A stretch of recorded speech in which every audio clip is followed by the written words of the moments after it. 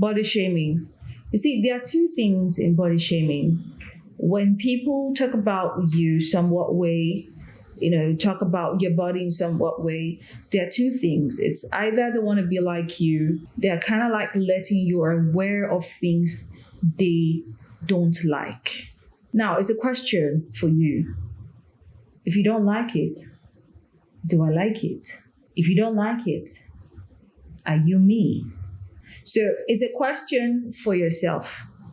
This person doesn't like it, but this is me.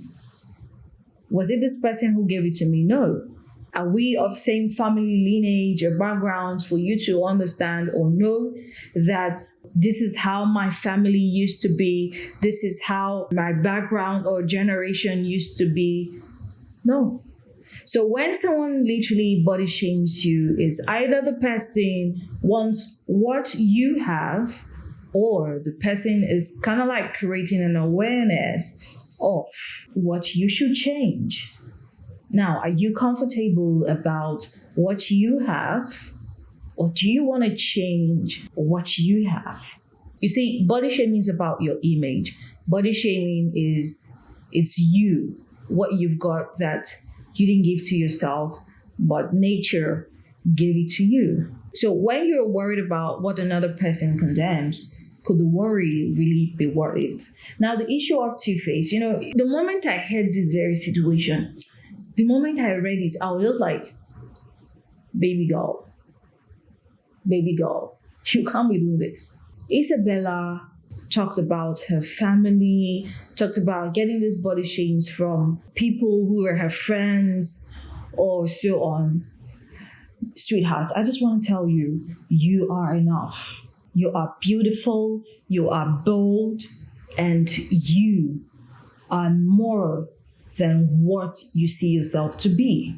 You see, self-esteem is how you value and perceive yourself. Good thing you value yourself in a very smart way.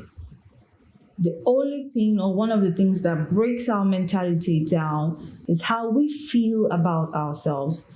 Majority of the times, you see you sometimes, you're dressed up, ready to head out, but somehow you feel like, your skirt is on the corner.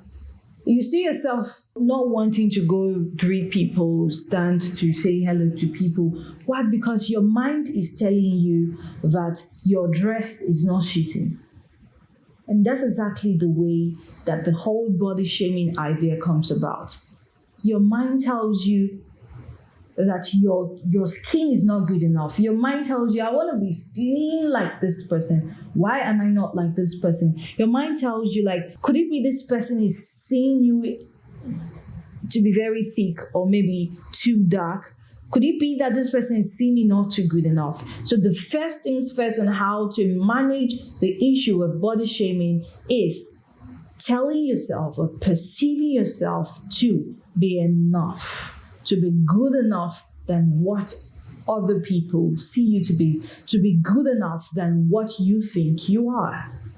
Having a perception or having a conception of yourself being not good enough is literally one of the reasons or one of the results of you crying or getting dampened when someone tells you about certain things that you are aware about. So, but the quickest and the best way to handle it is, look at the good part of you. Look at the good sections of you. Trust me, in that Isabella's issue, is an issue of she not even knowing who she is, not even knowing her dad is a hero. Because how would you have a dad who is a hero and then you are not even flaunting yourself to be a queen or to be a goddess?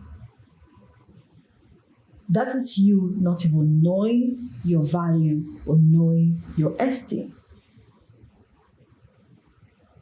So the issue of body shaming is about talking to yourself, changing your perspective, changing your ideology, changing your knowledge on how much of who you are or what of who you are that you are meant to be.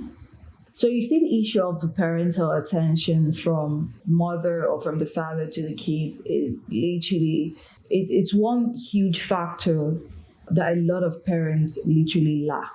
Communicating with your children, speaking facts and realities to your children matters a lot. Giving attention to the children. Sometimes a lot of children feel really sad about certain situations that they don't even know how to discuss. Now, it's the duty of the parents to observe a difference in the kids, in your child, to say, no, what is really your problem? Are you really good? Are you really okay? It's the issue of the parents to keep encouraging their children. Keep encouraging your own child. Tell your child who he or she is. Encourage the child. Sometimes you have to make some self-confidential words, self-appraisal words to yourself as a child. Who are you? I am a king. I'm a hero. I am who I am, and I love who I am.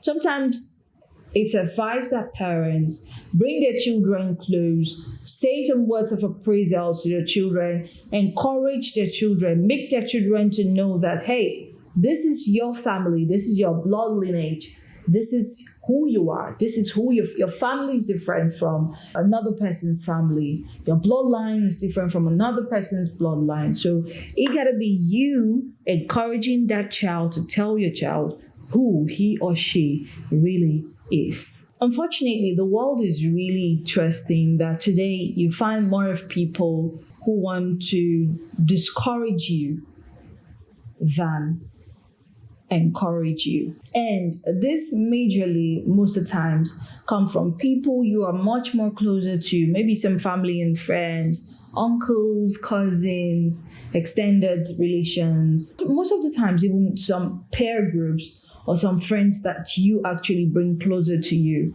Now, let me tell you something. For people who don't like something they've noticed about you and genuinely wants to tell you what it is, or wants to tell you or to correct you, they correct you with love.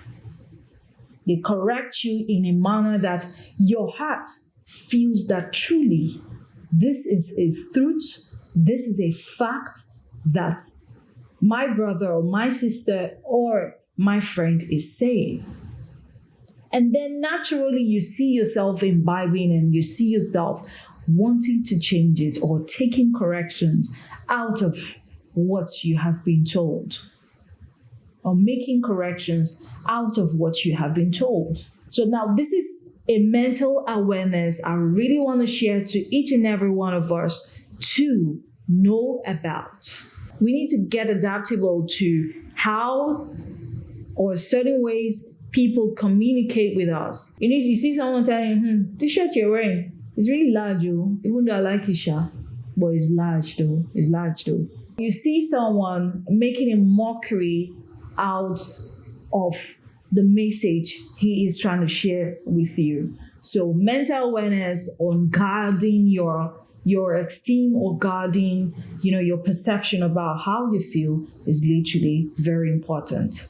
Knowing how to leverage on what you've got, what you are good at, leverage on your strengths really matters a whole lot. Try to leverage on your strengths. I'm good here, but I know you're not good there. Back in the times where I kind of used to face that situation, I had to sit back to tell myself, no, these are your strengths. You have a very beautiful voice. So whenever people try to make me feel really sad about it, or feel sad about myself, that I was literally not doing well in certain categories, I just tell myself, hey, look, I am good here. And then I begin to sing. I love my life for what it is. So these are literally ways on how to manage such situations, get yourself healed whenever people try to body shame you, or whenever you're in such situations like this. Think about what you have that they don't have. Think about all of the beautiful things or ways God has blessed you, and then leverage on them, sleep with them, I mean, let those things always ring in your head. And there, you're good to go. To my baby sugar darling, you are beautiful. You are good enough. You are who you are. Okay, and remember that today, life, you could actually shape in your life the way you want it. You could go do some other, aesthetics concerning the body today. You could actually speak to your mom to really tell you or to really boost your energy, your strength about who truly you are.